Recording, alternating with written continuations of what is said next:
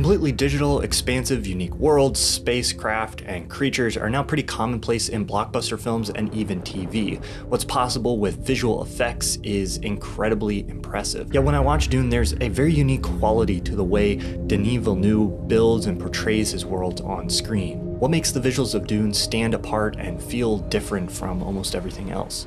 I want to say up front that while I'm a big fan of the grounded, realistic way that Villeneuve puts his visual effects on screen, I'm not saying that his approach is inherently better than any of the others I'm going to be comparing it to. Instead, what I want to try to showcase here is how very small differences can add up to change how we perceive the end product on screen. This video is sponsored by Mubi. Look, for example, at this scene from the MCU's recent Black Widow. This entire sequence has pretty extensive green screen work. And one of the dead giveaways is that the lighting on Natasha's face always remains fairly flat and even and perfect regardless of what's going on in the scene. Right here, Natasha's face remains perfectly evenly lit even while there's a huge explosion going on behind her. The uniformity of this exposure actually kind of defies the physics of what would be possible with a camera, and so it just naturally has a sort of feeling of artifice to our eyes. Compare the light on her face from those moments with the light on her face from these moments, which appear to be shot in an actual practical environment. See how the lighting on her face is imperfect and actually has tiny shadows that change? Now check out this moment from Dune. The explosion behind the characters throws all of the characters into silhouette. This is what would happen naturally if you actually tried to shoot this kind of scene in real life. The camera literally wouldn't be able to properly expose both the characters and the explosion behind them. While shooting this scene in Dune, while they didn't have a practical explosion behind the characters, they still created a real punch of light behind them. This ensured that the lighting on the characters matched the action of the scene. Both of these shots use computer-generated imagery. My point here is not that CGI or digital compositing is bad. The difference is how the shots are lit, and the one style of lighting really grounds it within reality, and the other has a slightly more comic, cartoonish effect. Harkonnen sabotage slows us down. One of the key decisions in Dune was to shoot everything that takes place outside, actually outside in natural lighting or sunlight. This made shooting on certain sets more difficult because they'd have to construct a massive set and yet somehow still protect it from the elements and let in enough light to shoot what they needed to. This also limited when they could shoot because they'd have to wait for the sun to be in the correct position. But the intensity and contrast provided by real sunlight is incredibly difficult to produce in a studio at such large scale. A great example of this is this scene. Villeneuve's and Fraser's lighting in Dune is much more expressive and contrasty than we're used to from these kinds of films. I'll touch more on lighting later, but there are a lot of little subtle details like this that can ground an artificial image in a sense of reality.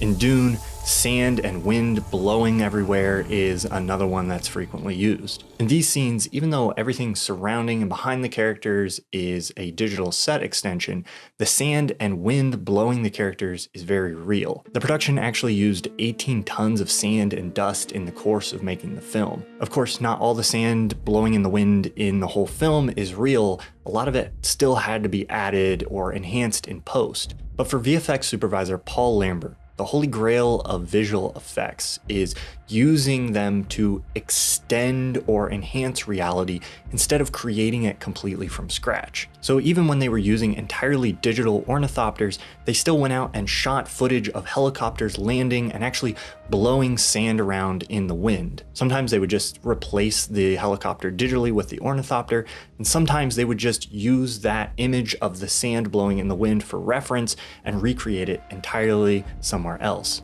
So it's not that CGI is not capable of creating realistic looking wind and sand. It's just that making it look super realistic is a lot easier to do when you have actual footage to reference. Another great example of creating a small practical effect and then expanding that digitally is this sand displacement effect that's used as worms are approaching.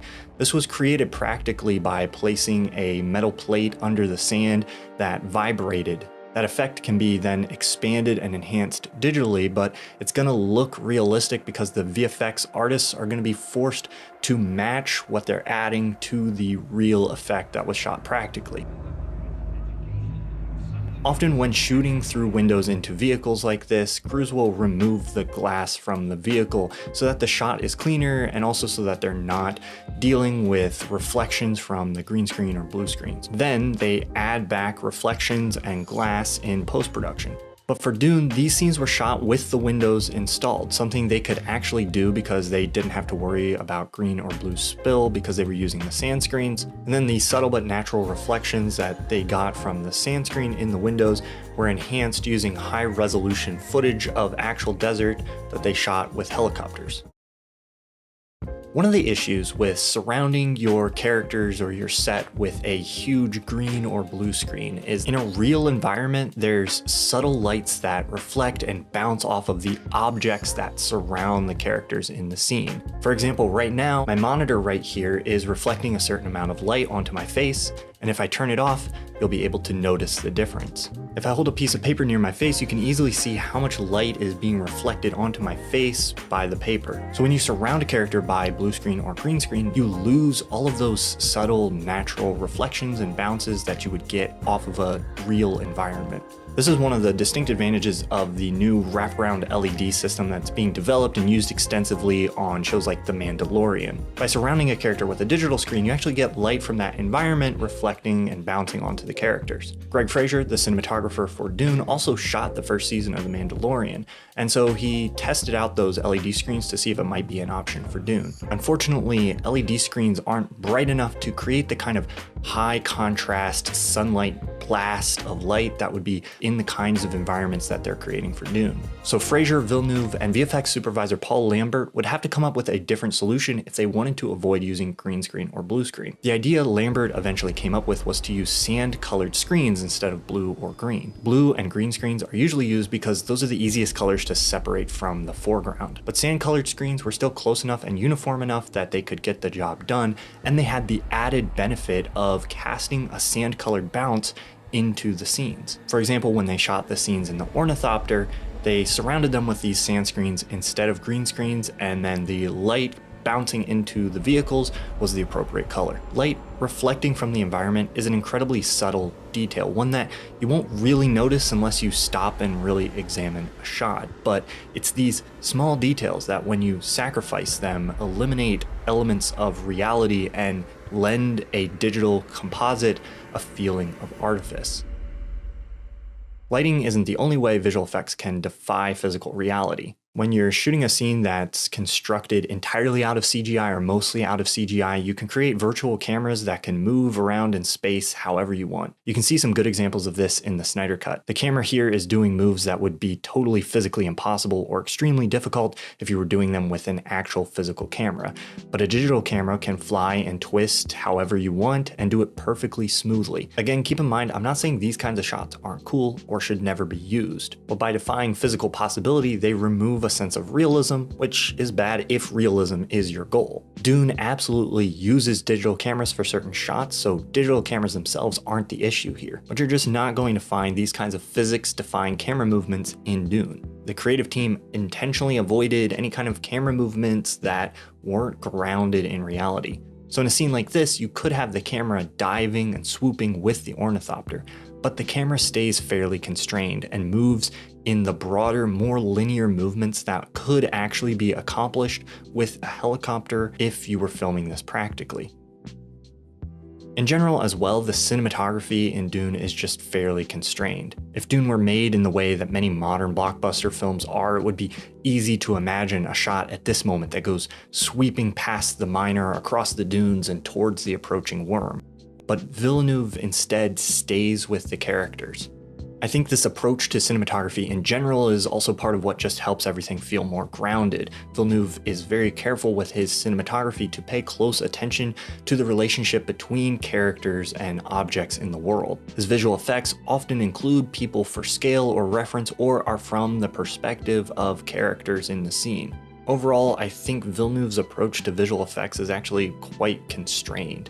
You don't really get the feeling that he's using the camera to just show off the visual effects. In many moments, you have really cool costume design, visual effects, or ships, and they're just being almost completely obscured by dust or smoke. Because that's what would happen realistically if a bunch of ships with whirly wings landed in a completely sandy, dusty environment. Or in this moment, you can't really make out the Bene Gesserit ship because the lights on the ship blow the image completely into black. In a sense, you have to sacrifice clarity of the visuals and sometimes getting to see the coolest element of the shot to create a shot that looks like it would if you were actually trying to shoot this thing in reality.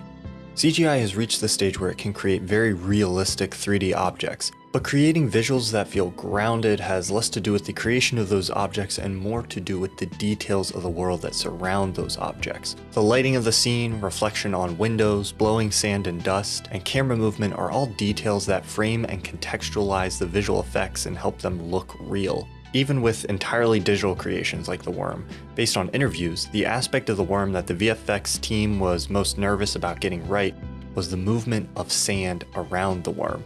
This grounded style isn't inherently better than more stylized approaches to visual effects, but in an industry where visual excess is a defining characteristic of many blockbusters, I find this more minimalistic, grounded approach very refreshing and unique.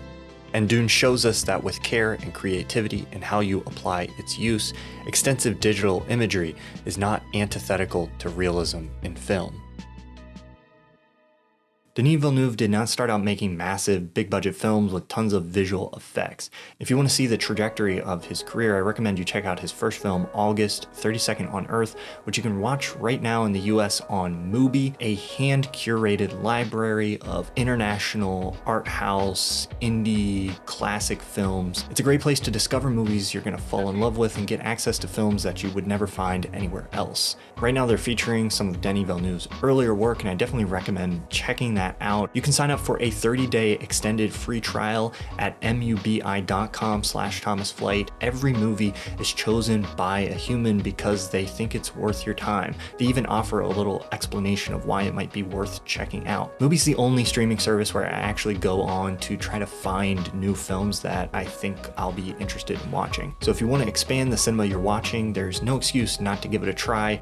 Click the link below or go to mubi.com/ThomasFlight.